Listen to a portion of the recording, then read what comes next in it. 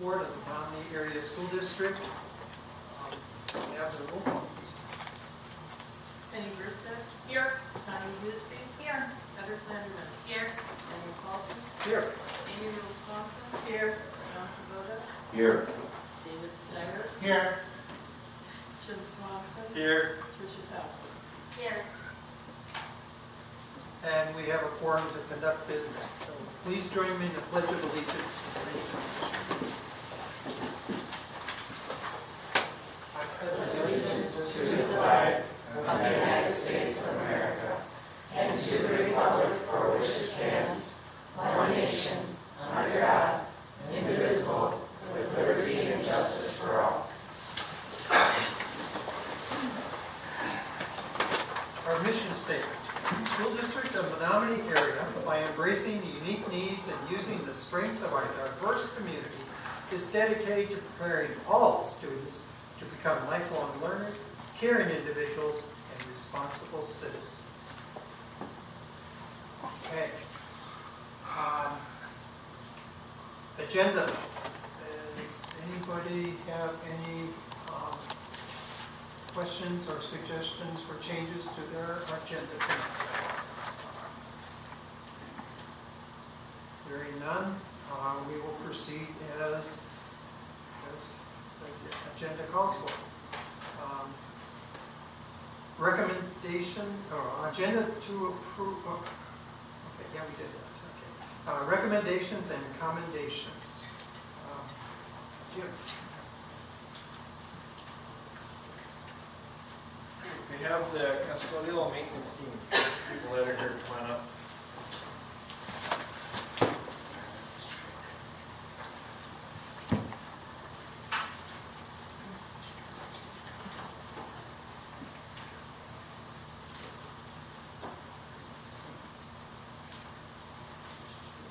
The Board of Education of the School District of the Menomonie area recognizes custodial and maintenance team for their outstanding work over the school year, and especially this summer to prepare the buildings and grounds for a new school year. Congratulations.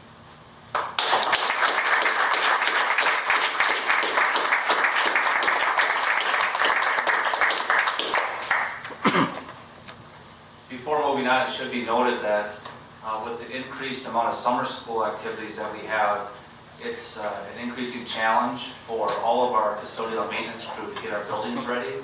And it's really impressive, the extra time and energy that all these people put in. So we really appreciate that. Thank you. Thanks, Paul. All right, moving on, community communication. We have Becky Bartlett. Okay, you want to come up and stand up here and Actually, Becky, just stand right back there by Brian, because he's got the microphone. Right here? And would you give us your address, and you have 3 minutes. My name is Becky Menomonie. My address is N7117 410th Street, Menomonie. My reason for being here is wanting the transportation busing rule to be looked at. I have a daughter that's 11 years old going into middle school, and our bus stop is, I was told, 4.2 miles from the house. We have 2 hills in between that. 410th Street is also Hinsman Road, which is also Butterfly Hill, the one that people go to jump on. It's not lit. It's not a development of any sort. And I don't feel that it's a safe spot to ask a kid to go into. We do have a safe turnaround. The elementary bus comes there just fine, no problem. Just all the things. It hasn't been revised. The policy one was 08 and the other one I believe was 02, if I'm remembering right. And I just think that it's a different time. I don't think that it's okay to have a kid stand by a stop sign on top of the hill as a safe bus spot on an everyday basis. I don't think with sex trafficking and kids being abducted and drug use and cell phones and more vehicles on the road that it is safe at all. I think that told by the bus company that he had been there since '81, and it had been this way when he started. I don't think we live in the same timeline as that. I can't imagine any of us really wanting our children to be alone on the top of a hill in the middle of nowhere. I just don't feel like it's safe. I actually took a video of myself walking it yesterday, and it took me almost 15 minutes out of breath, and there's not a shoulder. It's just, I feel like it needs to be reviewed. I have gone to the bus company. I have come here. Now I'm coming to the board. I feel like it needs to be looked at. I do work at the police department, just in the office, but I feel like maybe I've seen some things that are really happening in town that some people don't think are happening here in town, and they're happening. Thank you very much for your time and your consideration, and I would like follow-up on this if possible, and if anybody wants to see my amateur video, just let me know. When I'm walking, it was horrible. Ms. Marla, before you conclude, just a point of clarification, did you say 4.2 miles? I was told it was 4.2 from our point or two. I'm saying it incorrectly. I'm sorry. Okay, 0.42. Because half a Okay. mile is the middle school distance. Right, Yeah, I said that incorrectly. Sorry. okay, no problem. Yeah. Can you, sorry, I got a question. Can you, I'm not from Menomonie. Okay. So where's 410th? I don't know where he's been rolled as their butterfly. 3 minutes from Walmart, just this way here, northwest. So if you go out past like Marketplace, that way, Double B goes to John Deere Shop. Yep, I know, yep. Okay, Yep, there's, yeah, I John remember. Deere Shop, we take a left, and 2 miles down, it's the second one on the right. Okay. And we're at the end of the many hills. Okay. But since the time we built our house in '05, I've come across at least 2 crashes where people haven't made their hill jump just fine, and they've ended up in the ditch, and there's a pole and utility pole. It's crazy. So, Robert, what do you think the solution should be? I think there should be a line of sight. I think that would be a huge deal if you could actually see from your house your bus stop. In a development, it might make sense to have a distance like this. I feel like there should be some lighting so that you can actually see a child waiting. I get that there's not lighting at the end of everyone's driveway, but you expect a child to be there in the middle of a country road, whatever the weather might be. There's not a ditch area for a kid to go. If it's slippery or whatever, people aren't, I can't control, there's a stop sign, people are supposed to be stopping. I mean, they don't always do that. Our instruction would be to, hug the sign, I don't know. It's just not safe. Okay, this is not on our agenda, so what I would suggest is that we put this on the agenda for a future board meeting and discuss this policy. Thank you. Thank you. Thanks for coming in. Thank you.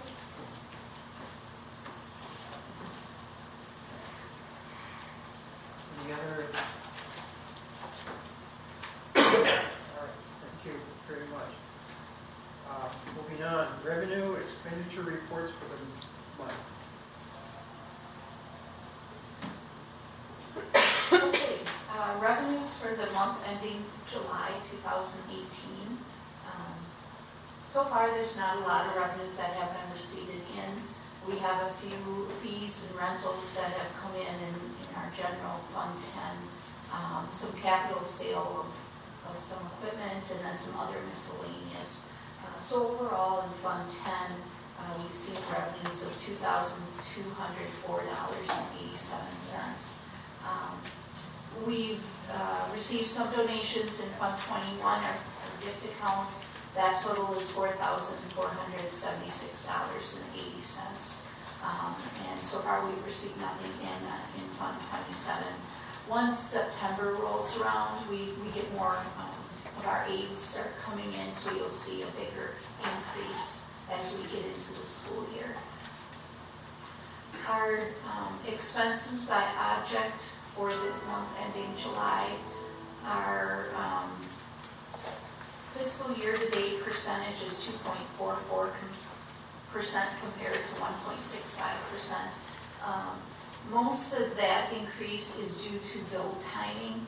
Like, for instance, you look at district insurance. This year, we've paid a large chunk of it in July. Compared to last year, you know, the large chunk was paid out in August. So it's just a matter of bill timing and when the bills came in and when they were paid. So it's slightly higher, but due to bill timing. The expenses by function on the same lines, we're at 4.81% this year. Including encumbrances, we're at 3.18% fiscal year to date compared to the same time last year was 2.21%. So again, a lot of that is due to just bill timing during this time of year. Does anyone have any questions?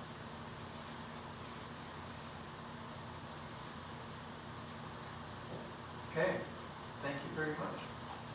Moving on. So the superintendent, let's see, what we have here. Board member superintendent communications. Does anyone have anything? Yes, I Jeff? just want to throw something out there.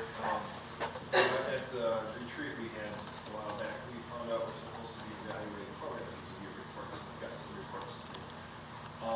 Just something to think about as an agenda item or something that it would be really useful to have a protocol or some criterion for how we're going to do that. Because, you know, right now we're really not.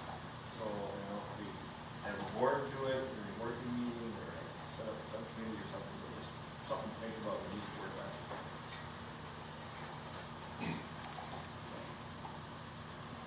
Anyone else?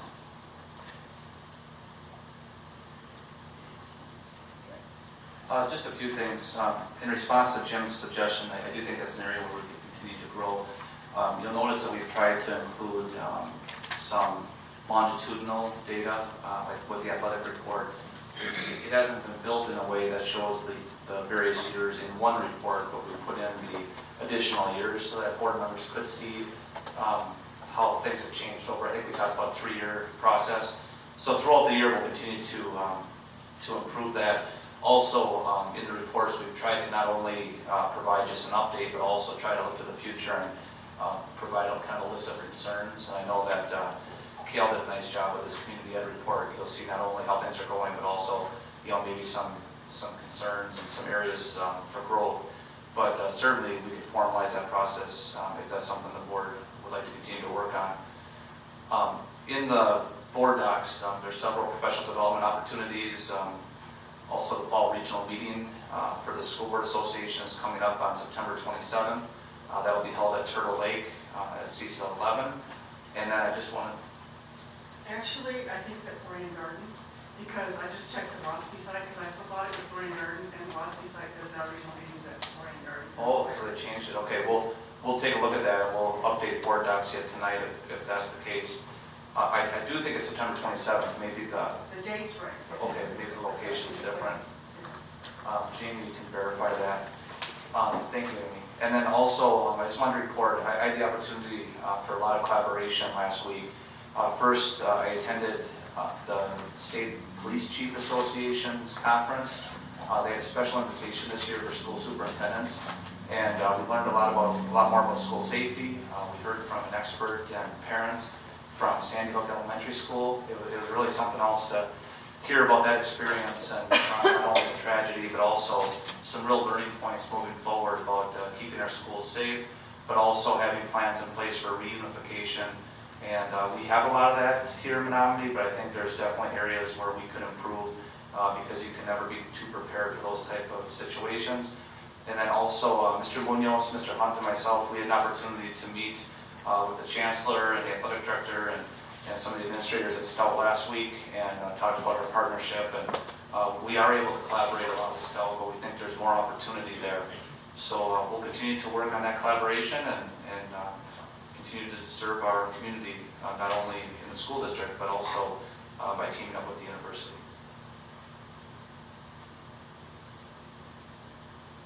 Okay. All right, moving on.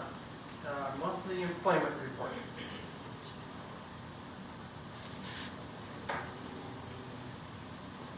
questions at all?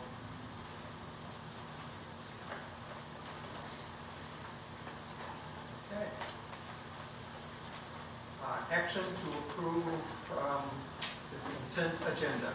Move to approve. Second. Motion, second. Any discussion or any questions? Question. Yes. I know we're getting a lot of donations to the sports complex, and I was wondering, I know that we have allowed them to borrow some money Yep. to, have we made that up now? Actually, Leah and I will be bringing a report to the board in September. Okay, great, thank you. You're welcome.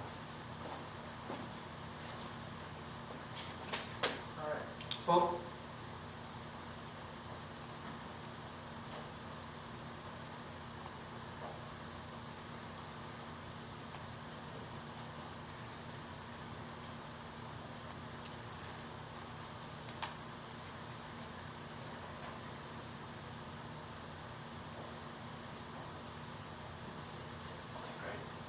And the motion passes.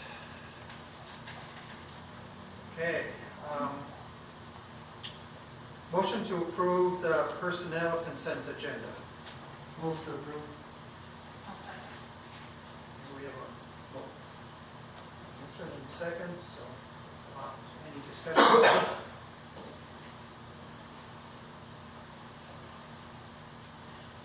Yes. On the social worker position, that's an emergency hire thing? Right, there's some licensing issues that need to be finalized, but we feel very good about the candidate.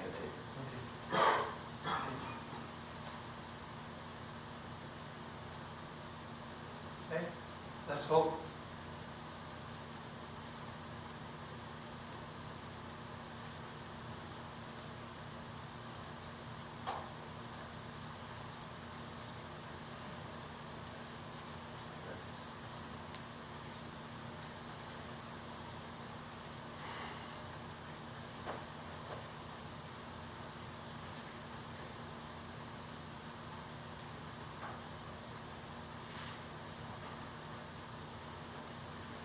Motion approved. Okay, discussion items. Community education report. So our Director of Community Education, Cal Proch, is here to provide his annual report. And before he starts, I just want to say thank you to Cal. We have a terrific community education program here. Lots of activities you can see from his report. And Cal, I won't steal any thunder. You go ahead. If you'd like to, I don't know if we want to pull up a chair or if you just want to stand. Either way, but just, I think Katie and Brian Smythe should be able to pick it up okay. Okay, thank you, Joe, I appreciate it. My name is Cale Crooks, Director of Community Ed and Recreational Services at the Field House. Appreciate you taking time to share Community Ed with you. Hopefully, or I know you guys got my report, so I'm not going to cover all that. Hopefully you had a chance to kind of look it over and ask any questions now or come see me in the Field House. I'd love to show you the facilities, answer any of your questions. But this is my PowerPoint just to highlight some things, and like Joe said, a few concerns that we have. Some of the stuff is still the same from last year, but we've done great working on those things. So I appreciate all your guys' work helping us out at the Field House. Pink is my intern, she chose that color, so hopefully that's fine. I told her to pick one out. But at the Field House Community Ed, we run 4 areas of interest for the new people on board. Enrichment classes. So everything's life learning that we try to offer, but enrichment, sports and recreation, aquatics, and health and fitness, or fitness and wellness. So we run 3, I'll get into that. I also oversee the facilities management, kind of the field house, the tennis courts, community ed and rec program, just like the 4 areas of interest. Software management for the field house in general, from our POS system, our membership. So it's kind of fun because it's always changing, and it takes a while to get used to all that stuff, but it's been fun. And then the other big part of my job is facility rentals. So if an outside user group wants to come in and reserve our facilities, they come through me, and I getting in contact with the correct person or oversee that.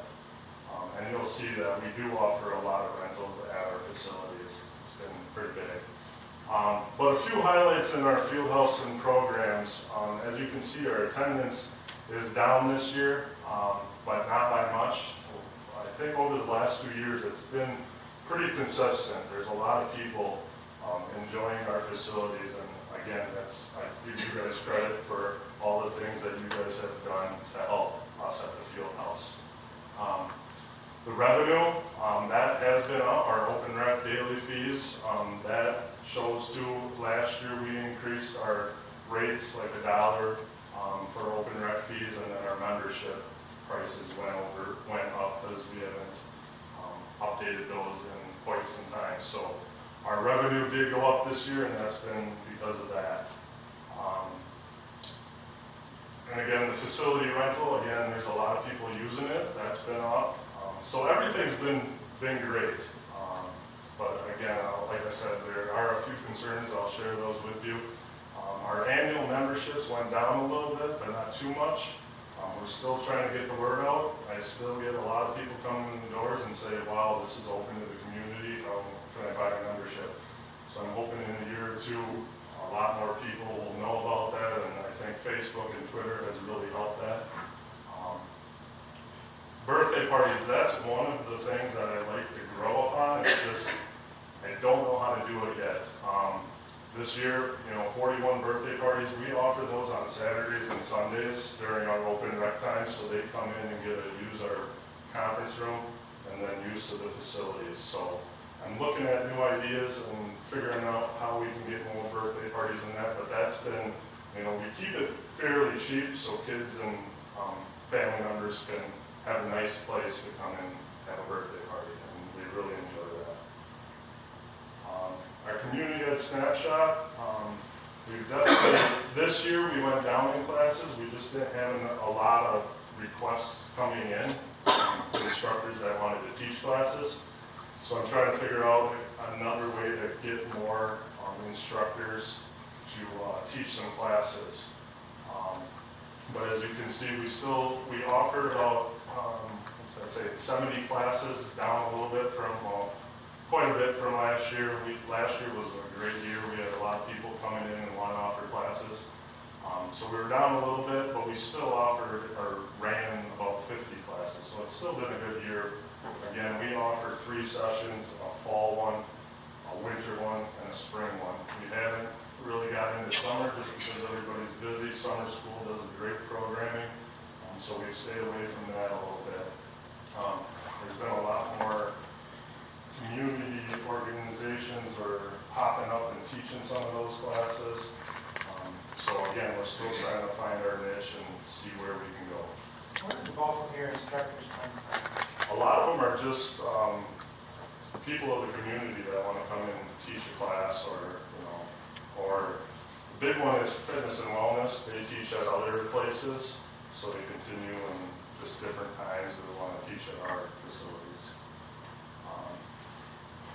Participation was down a little bit this year, but our revenue was higher than last year, so that was always good. We had about 20 instructors this year. So now we'll get into the different areas. Again, aquatics. Private swim lessons is huge. Again, we don't compete with the Park and Rec. We try to work with them. They offer a lot of, they offer the swim lessons, the group swim lessons, so we offer the private swim lessons, and that's been good. Again, this is our 4th year, and we keep growing. A lot of people are finding out about that. And the groups sometimes is just a little too much for some kids, so they come and take our private swim lessons. So we try to offer those programs that aren't already out there. Lifeguarding, hiring lifeguards is always not a problem, I should say, but it's been hard. I don't know what it is, but that's one of those constant concerns that I'm dealing with, finding quality lifeguards to come and work. The other big thing is now that Stout Pool closed, this year we'll see how that affects us. We've had a lot of people or a lot of members from Stout already come in and for morning lab swim, so that's been good. They come in and again, wow, you had such a great pool. They didn't even know it was here, so that's been a good thing. But we'll see what happens with the closing of that pool during the year. Sports and recreation, this is probably our smallest area of interest just because all the youth organizations that are out there. And then the Park and Rec, they do a lot of youth programming. But we still do offer our intramurals program. We're trying to grow that. Again, we offered it last year. We were down a few kids, but it was still successful. The kids had fun and had a great time. Some concerns, again, is the programming dealing with youth sports, but in 2 weeks, we're bringing all the youth sports together to figure out maybe a plan that how we can work together. One of the big ideas that I'd like to see is one central website for all recreation in Menomonie. So I think we're gonna, talk about that and a few other things and see. I think this is a great first step to get all those youth sport organizations on board and see how we can work. Like Joe said, working with Stone and other organizations, I think this would be a big chance for us to work with the youth organizations. Kel, before you move on, I see that you listed the fieldhouse floor as an issue, and I know that's something that we talked about with the board, and it has been included in the preliminary budget for 2018-19. I know that Mr. Hunt has been working with Kevin and the Building and Grounds crew to look at some solutions, but that is something that's on our radar. Okay, sweet, thank you. I think it was like 20 years maybe, or 30 years ago. Fitness and wellness, again, this is still our biggest area of interest. We get a lot of people asking about our fitness classes. This year, again, we partnered with the UW Stout Fitness and Wellness majors. And I was fortunate to get 3 interns. So that's been great. That's helped me out a lot. Being a one-man department, they come in, hopefully they learn from me, and I even learn from them. So that's been fun, just teaching them how to run the field house. Again, this is our 3rd year at Coach to 5. That's probably one of our biggest programs. We offered that just in the spring. We had about 35 people sign up for that class, and at the end of 8 weeks, they get to run the Dunn County, or Peter Dunn run, sorry. Again, finding instructors. That's one of the hardest parts of the job, is finding people to come in and instruct. Like I said, we're busy pretty much year-round at our facilities. These are just a few of the tournaments and things that take place. We still offer that bodybuilding, classic bodybuilding in September in the auditorium, so that's been great. A lot of youth sports use our facilities, and every given weekend it's pretty packed down there, or within all our district facilities, I should say. Oops. And these are some of the improvements. Again, thank you guys for this. The pool covers are up there. They're on and installed. We also got new grates in the pool. It was our 10-year Virginia Graham Baker act that we had to replace grates. The showers are excellent. We've heard great things from that. No more one pole. Everybody group around the showers, so that's been good. The batting cage and our welcome entrance, that people actually, they come in and see what we offer. The reports, so I'm not going to cover all those, but the big goal this year, again, is working with the youth sports organizations and see how we can work together more closely and keep working with the Park and Rec, and then just offering more programming and better programming. And then again, a few pictures. So again, I want to thank you for this opportunity to share with you, and if you have any questions, please stop by or shoot me an email, and I'll answer any questions I can for you guys. So I appreciate it. Thank you. Questions? Thank you very much. Thanks. I have one. Sorry. One, I see you want to explore and research pay rates. Do you think that's a problem with finding instructors? Yes and no. We're pretty good in the Menomonie area with the Park and Rec and South at the time when they had the pool. We were pretty comparable or better.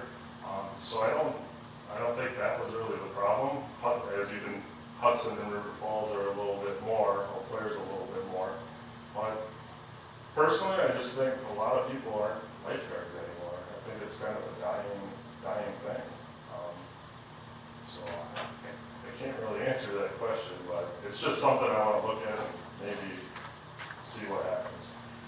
And what about the website? I see you want to have a separate website. Is that something that we can do? Yeah, I think so. I talked with Katie. Like I said, right now the field house gets a little lost in the school website. So to maybe put it away, put it off to the side as its own one, or like that idea where New Richmond went to one website for all recreational opportunities in the community. So that was one of my goals, is to talk to them and see if that might even be something where we can work together and have one website. But I think there are different options that we could, make it easier for the field house if we don't go, with the youth sports. Because they're having the same problem. Everybody's like, where do I sign up for youth sports? So one of the goals is, well, we can have one website for everything and link to different things. So hopefully that answers your question. I'm sorry. Do you know what the participation has been in the lifeguard classes that we offer through the school? Have they had much? There's been about, in the class itself, I think they have about 10 to 15. For some reason, I get a few of them, but I don't get all of them. So once they take the class, it might just be they're not interested, or it's a little too hard, or, it is intimidating being a lifeguard and thinking if you really have to save somebody's life. So yeah. Thank you. And I see you want to be able to take credit cards at the front desk. Is that a problem at all for the district? It's just something I need to look into and talk to Leah about. Just again, it's being convenient for the customers. A few of them come in and don't have cash, or not many people have checks anymore. So maybe down the road, hopefully we can, Yeah, I would offer see that as being a plus for you. Yeah. So, Okay. Anybody else? thank you again. Thank you. Appreciate it. Is the athletics and activities report. So Menomonie High School Athletic Director and Activities Director, Caleb Hunt, has submitted the report. It's in board docs, and Mr. Hunt, if you want to go ahead and share it, that'd be great. Yeah. Welcome. How you guys doing? Good. First off, thanks for having me. Hard to follow up, Kale, and you don't have to have hair to be here, apparently. So you can ask Mark that question. That's the first thing I ask in an interview. It's been a year since I got here, not even a full year, probably 11 months to be pretty close. Just from my standpoint, I want to thank the board and anyone here tonight for including me in Menomonie. It's not easy transitioning to a new town and then to be as accepted as I have been to work here. So thanks for that. One thing with the athletics this whole year that me being a little younger coming in, I just really wanted to make some streamline changes to make my life a little easier and to make our office a little bit more efficient. So that was one of the goals I had right away. First goal I had obviously was building relationships. I think moving to a new place, I got caught up right away trying to do everything. I'm a doer by nature, so everything I want to just do. And I took a backseat to that the first month or so because I just needed good people. And there's a lot of nice people around me, and they've been really good to me. After that, I kind of put my nose to the ground and did a lot of work. So the first thing I realized about Menomonie is the spirit and identity here. The culture of the high school especially, it's derived by the kids, which derived by opportunity. So we offer so many opportunities for our kids. And that's one thing that not every school still has. We're able to do a lot with a lot of kids. From activities to athletics, our forensics, our science Olympiad, I've always said that if you got a good band and choir program, good fine arts, your kids are so well-rounded and so amazing in the end. And, you know, that's one of the things that I think in today's sports-driven era that gets a little overlooked. Menominee's no different in terms of how good their fine arts are. We had so much, I mean, the musical this year, if you didn't see that, you missed out. I mean, that was one of the best presentations of a student-driven entity that I've ever seen. So continuing to expand on those things, and you know, you do good by kids by putting them with good people in charge. So you know, Audrey, for the musical examples, is fantastic at what he does, and the kids can learn from him, and how powerful is that for their future. So whatever we're doing in our future to continue to invest in people is important to me. You know, our forensics team is fantastic. The advisors work their butts off, and you know, they're now top 1% in the state for I think 10 years running. Our Science Olympiad is top 2 in the state, and that's a testament to the kids, the parents, but it's, you know, it's led by a group of advisors who really work so hard. And that's the culture of Menomonie. We have advisors, we have people above people who always work hard and try to keep people safe, try to keep kids involved. And we talk about school safety all the time, and what better way to make kids safe than to put them in front of good people like our advisors. So very lucky for that regard for me. It makes my job easier when the band and choir teachers and Mr. Garkula, Mr. Gore can come to me and say, this is what I want, and we can flex the schedule to cater to that, and that helps our kids out too. The document I shared with you was a running doc that I kind of created all year. Moving on to more athletic-based stuff, I'm getting a little new school, so it's right here on me. We quickly, some of the initiatives that I wanted to kind of put into place for athletics, culture is a big thing, so I really want to make sure that I continued this culture of what Menomonie is. And though there were some improvements needed, I knew we had a lot of good things going. So one of the first things I did was create an athletic steering committee. That was comprised of coaches, parents, community members, teachers who weren't coaches, to just talk about our kids, their athletics, and how we can improve them and make them better. So some of the stuff we did is, I'm a big picture guy. I believe that if you have your big picture laid out the right way, that you can do the small stuff in between all of that. Rather than get caught up in athletics, it's super easy to get caught up in the day-by-day nature of it. And then you're never able to kind of move into big things because you're trying to find an official last minute because you scheduled a game a week ago. So I had this, that was one of the streamlined things that I just knew I had to change. And that's just a philosophy thing. So one of the athletic steering committee, I told them right away that my one main goal is to be a year ahead in all my schedules. So right now, every schedule for the next school year, this coming school year, is already set. So we have every event that we're going to have from a sports standpoint scheduled and on point. We can change those still, but we're contracting. We have a contract signed, and we're actually, if you ask me, our 2019 softball schedule, I can give you that right now.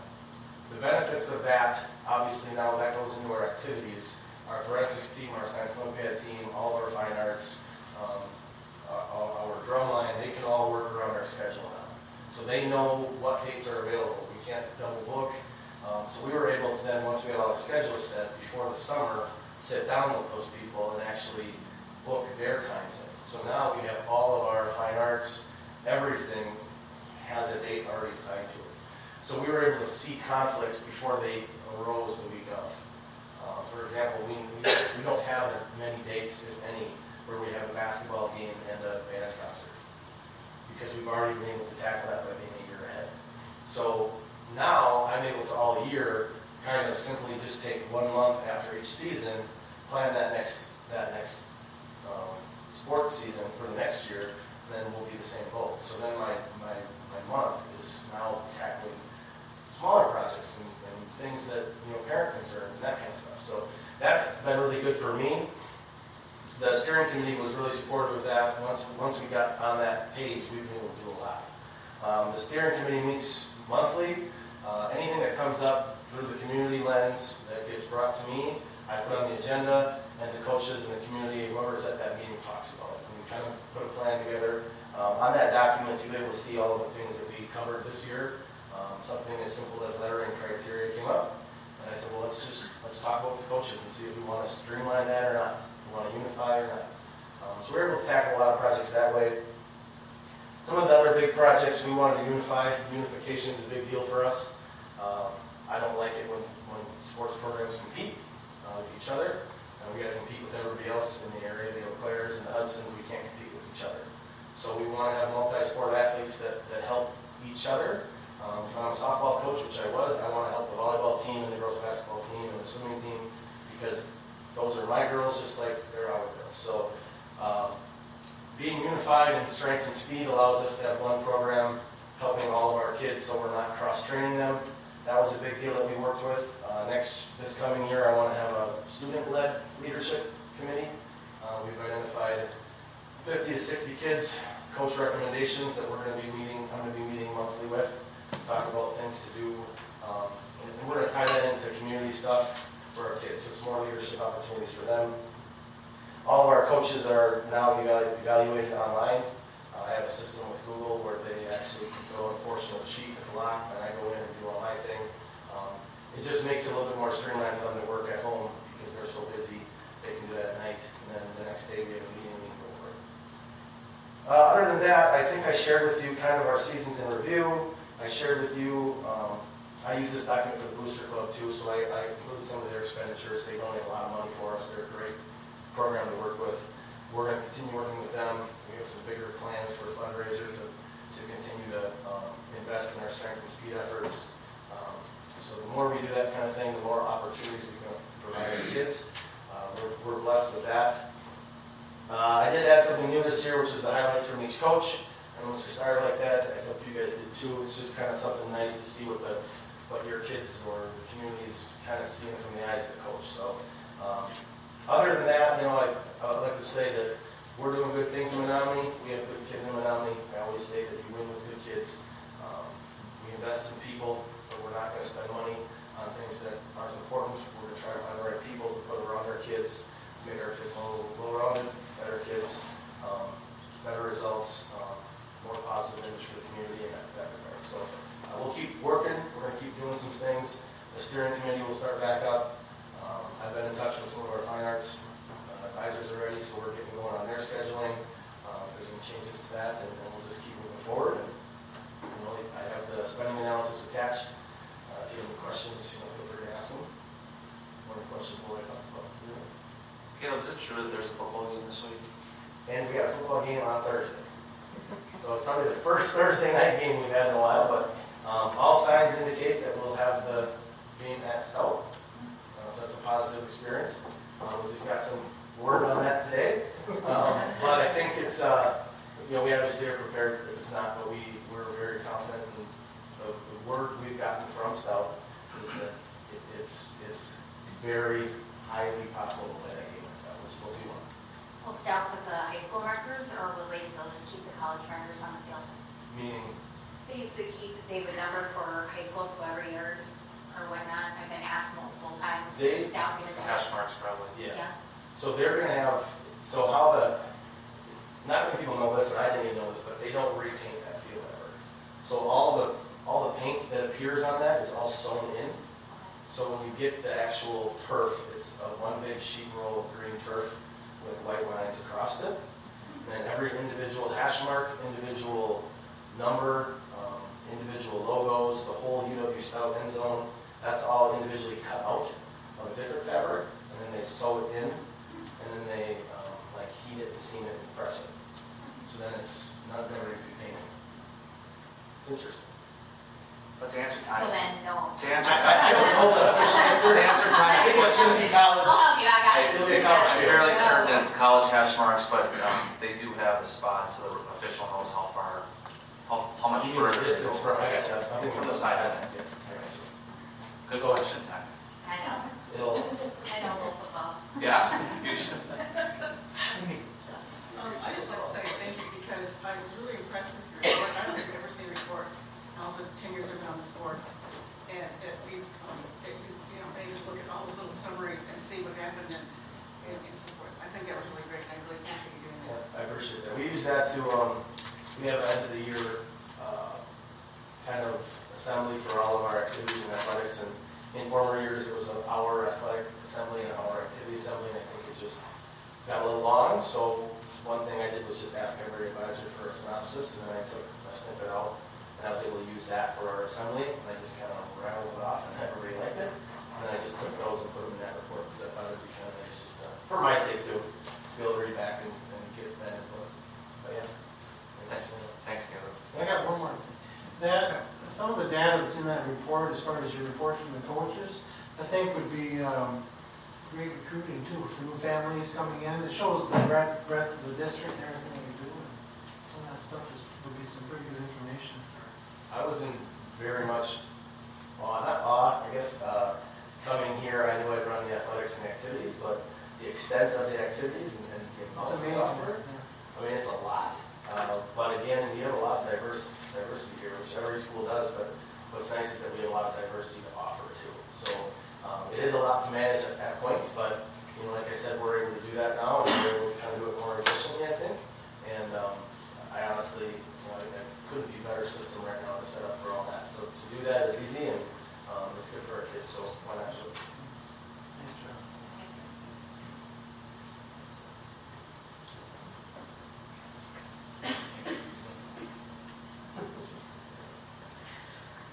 I was just asking about the football division stuff, but we'll talk about that another time. Yeah, that's a ways away, I think. Right. Thanks. Anything else? All right, thanks, guys. I appreciate it. Thank you. Brian's also going to talk just a little bit about the professional development schedule. This time of year, you know, the clock is ticking on the new school year, and we'd like to review the district calendar. There's a little bit of there's a couple changes this year. First of all, we're going to have our check-in day prior to Labor Day. And the idea there is that students will be able to come in with their parents like they have for years, but instead of having a day where there's no busing and really limited instruction, if any, we're going to be able to hit the ground running on September 4th. So the check-in day this year is going to be before Labor Day. But then also, in talking with Mr. Munoz, and Mr. Munoz, if you want to come up, so I'm guessing there'll be some questions or comments. Graduation date that was approved in the calendar moved back 1 week for this coming year. And the reason for that is that the way the calendar is worked out, there's more and more time now where the seniors are graduating and then classes are still ongoing. And Mr. Munoz knows all the days associated with this, but it's becoming problematic because we have many classes, especially at the upper level, that include both juniors and seniors, in some cases even sophomores. So it was really putting teachers in a difficult spot. So the calendar that the board approved had graduation 1 week later in the summer of 2019. To make it more interesting, the national tournament, or national competition for the Science Olympiad changed also. And we've been notified that it actually has been changed to June 1st, which was going to be our graduation date. And with our Science Olympiad team doing so well over the years, and the state competition being hosted here at Stout, we're very optimistic that our students may be participating in the National Science Olympiad competition. So in talking with Mr. Munoz, and I know he's had conversations with Mr. Belchek and the advisors, we are suggesting that we move the graduation date to Sunday, June 2nd. And there have been Sunday graduations in Menomonie. In fact, for several years, I think Mrs. White was saying that she actually graduated on a Sunday not too long ago. Me too. Okay. So I guess there's been a long tradition. Yeah. Sundays was the norm until we. So we're recommending that we change the graduation date to June 2nd. Mr. Munoz, did I miss anything in that? No, the numbers of days that the superintendent was referencing was 9 days. 9 days from when seniors did finals to when everybody else did finals. And we have a good number of classes with mixed grades. So the intent originally, when we had scheduled it for the first, was, hey, from a pedagogical, from a teaching and learning perspective, it makes more sense. Our teachers are very supportive of not having such a large gap between seniors being done and everybody else. So when I did first arrive here, like was just said, we graduated at Stout and it was always on Sunday. So this isn't a big departure.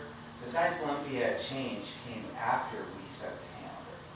And, you know, Mr. Belchek and all of the Science Olympiad coaches is I don't know what they're thinking. It always goes the second or third week in May, and they just set it this way. We've been top 2 in the state for a decade, top 2, not 2%, so they're really good. Our Science Olympiad team is elite. I've had some students come and talk to me from the team. The majority of our valedictorians are on that team. I think this makes a lot of sense to do this. We would still have to do an accommodation for them, send a chase van in order to bring them back and get them here by graduation. Those are things that we would do. So our plan is to bring this back for board approval. Typically, we would take the action at the first meeting in September. Something like this, it might be timely to do it at the next meeting so that the calendar is set before the school year starts. So I would recommend that we put it on the next agenda and have the board consider that change. Any questions or suggestions? If it is moved to Sunday, and it's proposed 2 o'clock, is that enough time for individuals to get back? Yeah, we would, it's about 15 hours, so the chase vehicle that we would send, Mr. Belcheck said there would be 7 to 8 seniors. We have 9-passenger vans, so they would drive back right after the final ceremonies. We have a similar kind of drive all night thing actually with the band. For those that are band parents, we actually did that. I'm a band parent. So when the band just this last year went to the Bahamas, they drove all night and did that same sort of thing with the chase van. So I and a group of parents were kind of co-driving that van, cross country. That was even far. So when we say chase van, we're just talking to Stella, right? We're not talking to, like, miles away. No, it is miles. Yeah, it is in New York. New York. It's in Oh, Ithaca, it's New York. Oh, okay. So yeah, the National Science Olympiad is in Ithaca, New York. So Stout is where state is at. The last time we were at Stout, I don't want to jinx them, but we did win state when it was at Stout the last time. It is in our backyard. We do have a home field advantage, which does make a difference in Science Olympiad. We've gotten on the sport quite a bit. We had it in Wausau when I was there and here. There's definitely an advantage for our crew, and they're awesome, they're passionate, and I think if we can alleviate the stress, that would be the recommendation. Anything to beat Madison, right? That's right. Madison West, good job. Madison West, yes. There you go, Madison West, good job. Yep, absolutely. Any other questions about the calendar piece? Thanks, Mr. Munoz. And then Brian, do you want to just give the board a brief update on the professional development schedule? Yep, you bet. Thank you very much. So each year, this time of year, obviously, we shift to the start of the school year and professional development activities. So what I've included in board docs for your review is really it's our year at a glance document that highlights the main goals that we have based off of the needs assessment that was conducted last year, matched between our staff providing direct input into that as well as review of our local data. So when we take a look at each of our PD days, some of our days you'll notice when you look at our year-long PD calendar have a very structured focus, but one of the big pieces of feedback that we received from our staff over the years has been to be able to provide some responsive professional development opportunities and then balancing that with building directed activities. We've also included our startup PD focus. Our new staff, we're excited to be welcoming them starting next Tuesday. So you have that agenda to take a look at as well. And then all of our staff report the following Monday, as we talked about with the calendar. This year's opening takes a little bit of a different feel or look this year because of the strategic planning that we do. On prior years, that's been more of a professional development conference style for our opening. This year, we toned that down just a little bit because of the listening sessions, which is obviously very important for the work of our district and our staff, but we don't want to overwhelm them with time out of their classroom, so the schedule is set up that way. So I'm happy to answer any questions that people have related to our plan of professional development.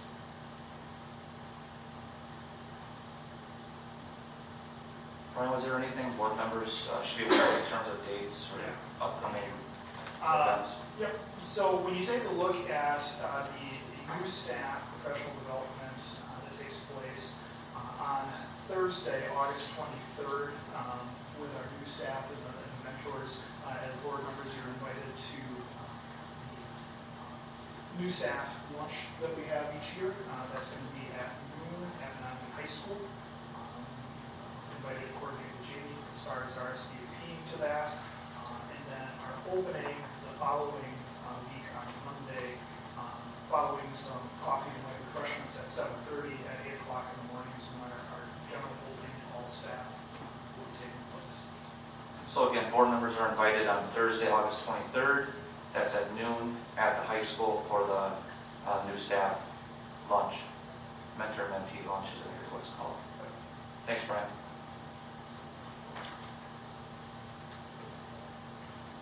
Okay. Build your own curriculum. So Brian's also going to share with the board, the last few meetings, we've been sharing information about the curriculum, and there were some questions that were answered about the elementary day.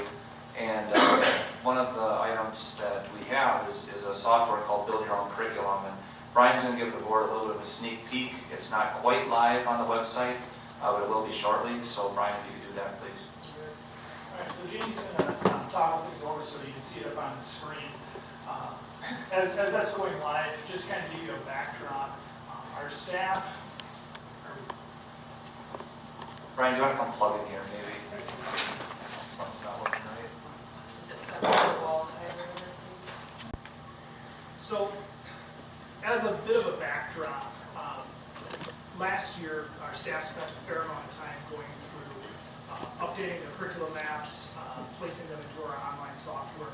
And the backdrop, as far as the format they use, you want to think about a course kind of as a funnel, at the broadest sense, where what is the course that we're talking about, what are the units contained within each course, and then the topics, and then the correlated learning targets. Many of you, you've had students go through as elementary and middle school, all up to high school, and we talk about learning targets or ICANN statements. That's kind of the way that it narrows. So what our staff then did is they would go through, work with their colleagues within their department, and build the courses in a database so that it's easily accessible so as they come in. And I'm not going to go through a lot of them, but just to kind of give you an example of what this looks like to a staff member, and I'm going to show you what it looks like to a parent as they go through. Our math department, for example, across K-12, we have lots of different courses. So any staff member has the ability to see what comes immediately before or after them at their level. That helps with the vertical collaboration and conversation that takes place. So then if I am a high school math teacher and I'm focusing in on students at our sophomore level, they have the ability to drill down and see all of the different courses that a student potentially might take as a sophomore. And you can see we have one course that's actually two courses that are in here as pending. One of them is going to be removed or archived, and one of them is currently in development because it's a brand new course that will be offered for the first time. The rest of the courses are published and are going to be accessible to the community as a whole. But then as we take a look at what is a very common course that a student will take as a sophomore, being geometry. And when the staff member comes in, you can see they have an arrangement that shows all of the different units and topics that are covered within. So where this is helpful is a staff member can look at this a lot of different ways that fits their own learning style or management style. But if I'm a new staff member that comes to the district, I have the ability, the colleagues have the ability to provide them a quick snapshot of what's contained within that course. They can go in, they can take a look at this case in Unit 2, see not only the length of time of the unit, but also the topic, and then the ICANN statements that will then be the basis of what students can do. Okay? So from an instructional standpoint, this is very beneficial and useful, and it helps make sure that as we're having conversations around the topics, they're common conversations. It's also very...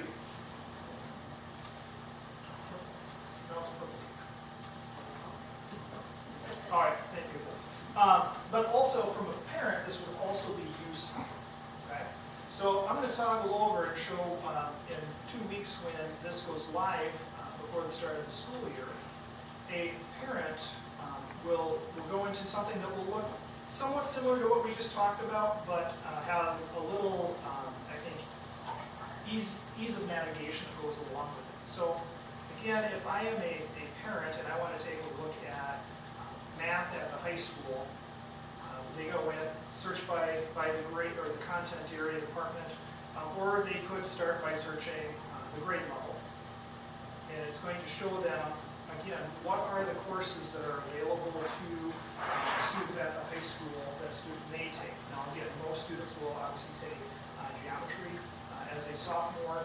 Some students, if they're in different course sequence, may take a different course. But by going in, it allows them real quickly to see a brief overview of what is contained within that course and the units, and it allows them to then, again, go through and see what are those main topics in the length of time that students are going to have. So again, the goal of making this information readily available and accessible to families. But another piece that would allow ease of use could also be, if I don't know specifically what course, but I want to drill in a specific grade level. I'm going to be a parent of an 8th grader next year, so if I don't necessarily know going into the school year what are the types of things that my student is going to experience next year, I can go in and I can go courses by grade level, and I can see the general courses that are going to be available to a student in 8th grade, and then I can work my way through the courses that I want to take with the students. So same type of approach, just looking at it by grade level versus by content area. Also, as I mentioned, in the last section of the agenda, we went through and we talked about new staff coming into the district. We're going to have some new elementary staff coming in, middle school and high school staff. I have the ability that in my role, as they walk in, I will be providing them not only access to this information, but I will be providing them a quick, in this case, 4-page PDF document of the courses that they teach in a snapshot. So as they walk in, they can see very quickly what are the major focuses of each grade level or content area that they have.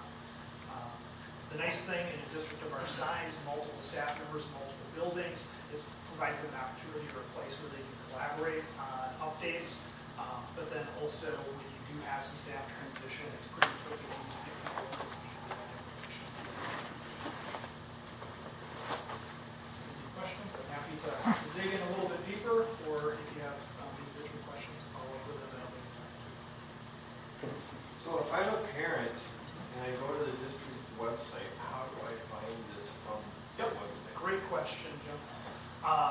This is going to be located on our curriculum website. So if I'm at the main page, main district page, once it loads up, we go district information, slide over to curriculum and instruction, and then right from that page is one of our main links right on that page, curriculum map, scope, and sequence. And we actually have 2 links that are going to be live when this happens. One of them is that elementary scope and sequence overview document that we shared last time. Suggestion was to include that. So we included that. And then a link that will take us to the public site, which is this one that we just went through. So in 5 or fewer clicks, that's always been my goal, is you should be able to find everything in 5 or fewer clicks, if possible, to get there. So we'll need to include some background information on that it's there and it's live once that happens, but that's where we'll be host. So that you actually get into it, once you're able to find it, then be user friendly. I think it is, from a standpoint, if I get to the main page, and this is where we were at, we get to the main page, whoops, I'm sorry, I just bounced out of there. Well, we'll just go back. You go to the main page, and you're going to decide if you want to, as a parent, do you want to search by a course? You can type in a keyword, which is just math. If you want to go by grade level or by department, there's 3 links. I think probably as a parent, the easiest way is grade level, because we know what grade our kid is in. And again, I said I had an 8th grader, I will also have a 5th grader. And click on that, here are the courses that my 5th grade students, in most cases would experience. Obviously, there may be some scenarios where a student's taking a slightly different scope of sequence, so. You might have already said this, but how will parents be introduced to this to even know this exists? Yeah, so we have not finalized what that will allow as far as possibilities, as far as the back to school communication, those types of things. But with that rollout, that is one thing to watch out for. This could also be referenced during parent-teacher conferences, which I think would be helpful. I just think it has a lot of useful information if you have that. Start off on I was wondering if maybe you could just put a button right on the website that says check out your child's curriculum or want to know more about your child's curriculum. Click here. I don't know if that can be done. Off of our main site, and one of the things what we refer to as stories of recent updates to be Brian, how does special education work for Yep. your degree? Yep, so with special education, with special education staff, working with the classroom teacher, because every student's experience may look a little bit different, this is the base that all of the instruction is based off of. We do not currently have a separate page or set of courses for each of our grade levels for special education. We had a lot of conversation about that, and in talking with the staff, what would that look like? Because each student's IEP is tailored to that student's need.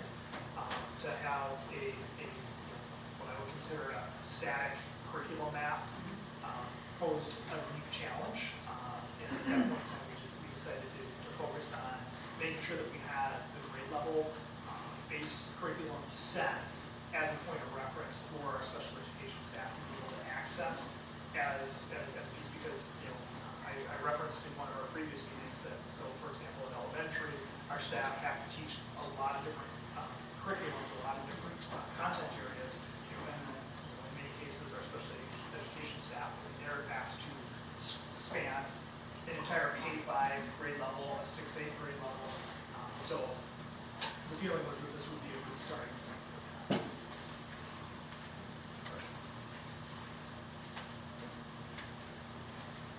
Thanks, Brian. And then the same thing for the next one, Exhibit 371. That's just an updated list of all the district-sponsored student activities and organizations. 2 housekeeping items, just wanted to make sure everyone was aware.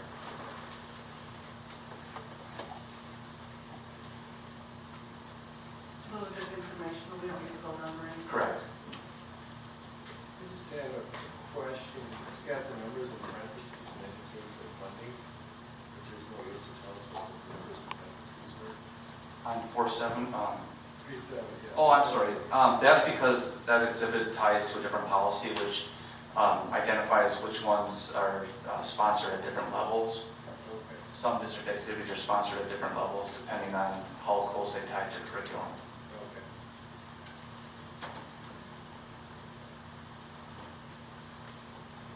Any other questions? Okay, legal services report. I also attached the annual legal services report, and you can take a look at the spending there. Much of the expense from 17-18 was related to school board retreats with the WASB consultant. That falls under that category. Also an expulsion, and then an employee situation, and then the refinancing of school district debt. Any questions at all?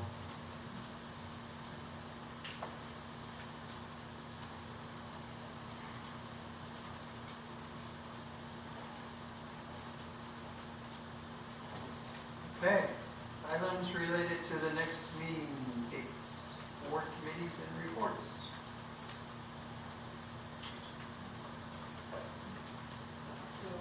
That is that Lori, our assignment. It is? Yep. Yeah. So I will update that. All right. And then then you probably like an email, give it writing, if you want to go. Great, so again, the WASB regional meeting will be at Florian Gardens, not CISA 11. Also, a reminder of the annual meeting that's coming up on August 27th. So the special school board meeting, or I should say the committee meeting, actually will be a special meeting to take action on the calendar. The special meeting will start at 5 o'clock, and that's so that we can conclude in time to host the annual meeting at 6 o'clock. So double check your calendars. Typically we start at 5:30, but because of the annual meeting, that committee meeting will start at 5 o'clock. And it's not here, it's at the high school library. Then the annual meeting will be held in the tiered lecture hall, like it has the last few years. Any questions from anyone?